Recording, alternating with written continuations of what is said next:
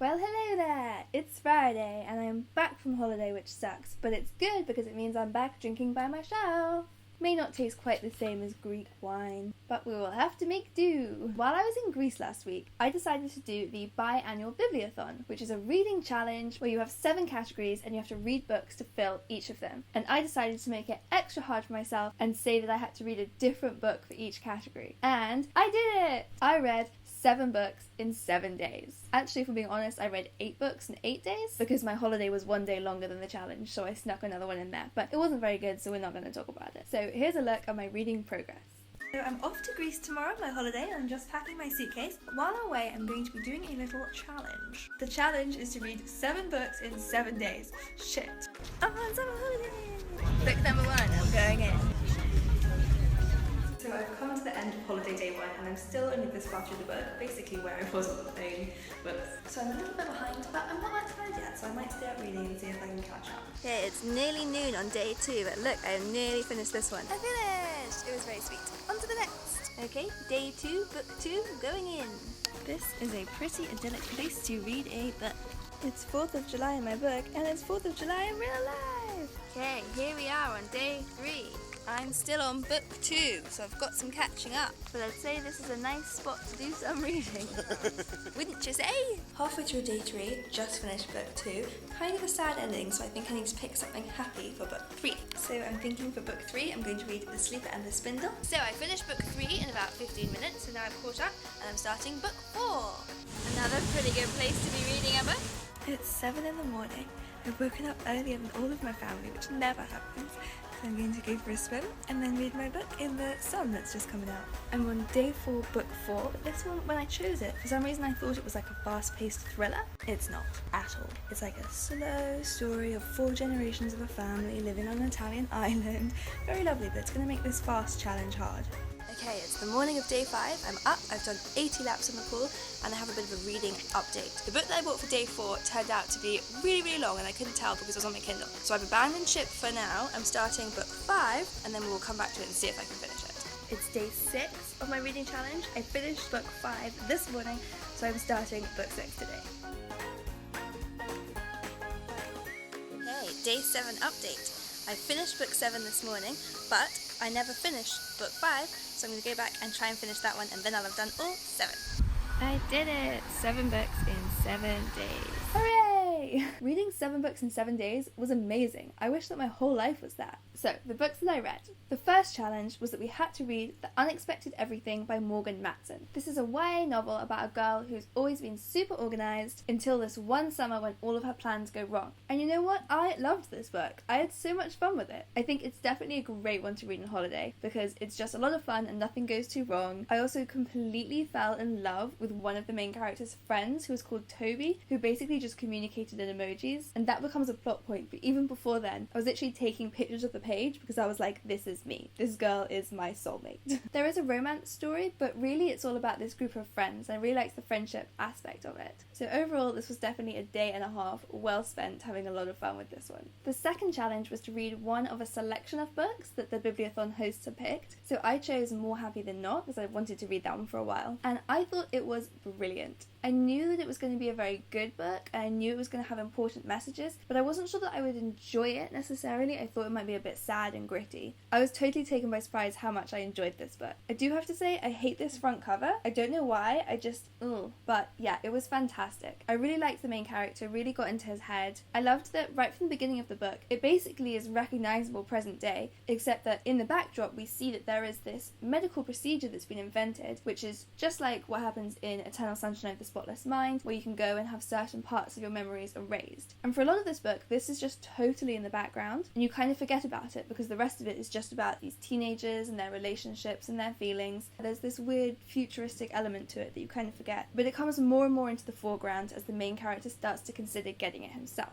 The story is totally gripping. I never could see where it was going to go. It had moments that literally made me gasp. moments that were really, really heartbreakingly sad, characters that felt so real and you just loved them. Just altogether a really wonderful book. If I could only recommend one of the 7 that I read, it would have to be this one. This was really brilliant. The next challenge was to read a book that contained your favourite mythical creature. Now, I'm not really a big reader of fantasy, so I wasn't sure that I had a favourite mythical creature, but I decided probably witches and fairies. And I know that witches is blurring that line because witches aren't really mythical creatures, but I'm talking about the witches that you find in fairy tales, that kind of mythical witch.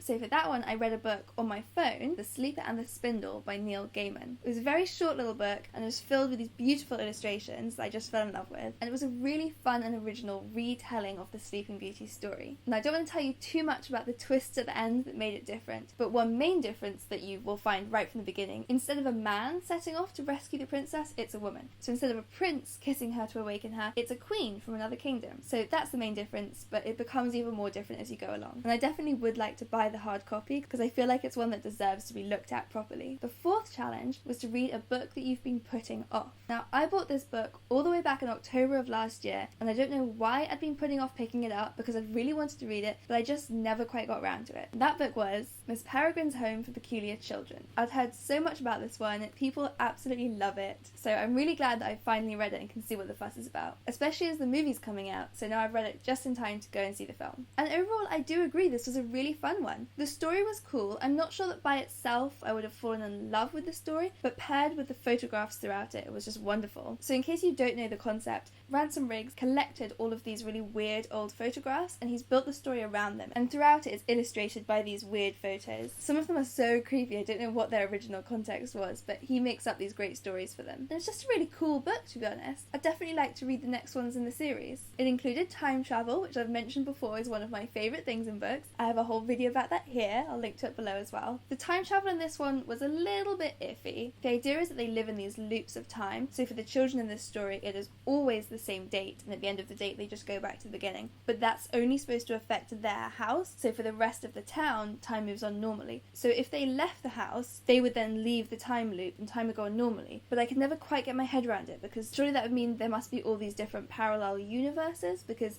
sometimes they go into town and change things, so for the rest of the villages, September the 4th might look different each time, and he never really addressed how those parallel universes would work. There was the idea that they might be able to meet back up with each other, and I wasn't sure how that would work. So I wouldn't say it was a foolproof portrayal of time travel, but it was a fun one. And to be honest, with those beautifully creepy photos, I'd forgive this book anything really. So the next challenge, I've lost track of what number I'm on, is to read a book by a new author. So I picked an author that's new to me and also new in general because this is her first novel. And that is Harriet Reuter Hapgood?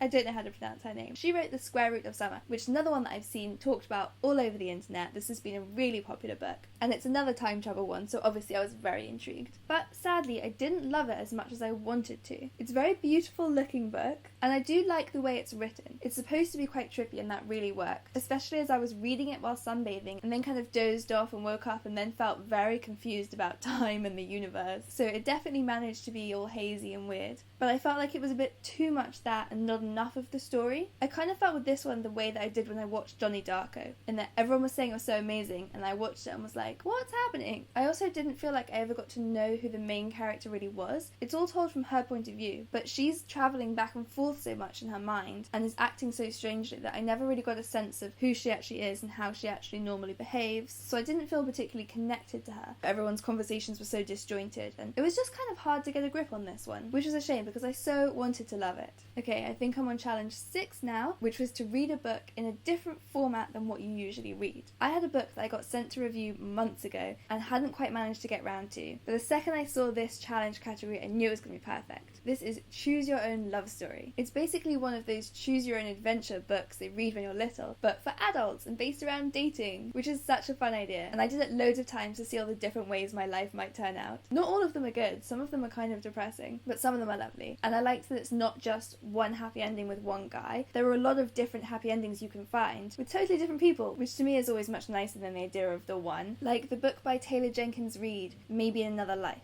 That's a cool kind of sliding doors style book where you see the different ways this girl's life could have gone. That's a fun one. Anyway, I was talking about this one. Yeah, it's really fun, and I think it's a really cool idea. And the final challenge was just a free choice. You could read any book you wanted. So I bought a book called The House at the Edge of Night. It's by Catherine Banner, and it's about 4 generations of this family living on an Italian island, and it covers a huge period of history, seeing quite how much the island changes and everything this family goes through. And it was interesting as well. I felt like I learned quite a lot about history, but it was just lovely, really. The effect was lovely, watching how much change happened throughout these 4 generations. And on one hand, the change felt quite sad because you fall in love with this old-fashioned island in its own ways, and seeing that sort of fade away as it moved towards modern day felt quite sad. But on the other hand, it was really lovely and hopeful and exciting seeing this island move into the modern age and imagining where it go to. So yeah, I definitely recommend that one. I really, really liked it. It's a much slower and gentler read than the others I read this week, so I probably wouldn't recommend it for a readathon challenge. You kind of want to slowly enjoy it over a long time, but it's nice anyway. It's a nice book.